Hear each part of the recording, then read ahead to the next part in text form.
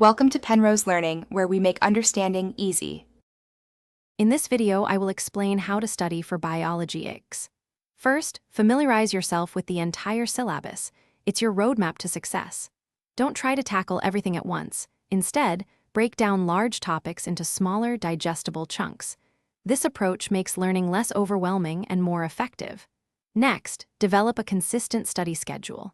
Dedicate specific times each day or week to biology, ensuring you cover all key areas. Consistency is key to building a strong foundation and retaining information over the long term. To truly grasp biology concepts, active learning is essential. Don't just read, write down key points, create your own summaries, and explain concepts in your own words. Visual learning tools are incredibly powerful. Draw diagrams of biological systems, create flowcharts for processes like photosynthesis, or use mind maps to connect related ideas. These methods help solidify your understanding. Furthermore, consistently test yourself with practice questions.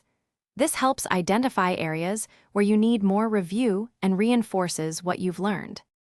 Biology is more about understanding interconnected processes than simply memorizing isolated facts. Strive to comprehend why things happen, not just what happens. Diagrams are a crucial part of IGCSE biology. Practice drawing and labeling them precisely, paying attention to all required details.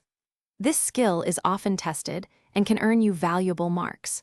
Most importantly, engage with past examination papers. This provides invaluable insight into the question styles, common topics, and the level of detail expected in your answers.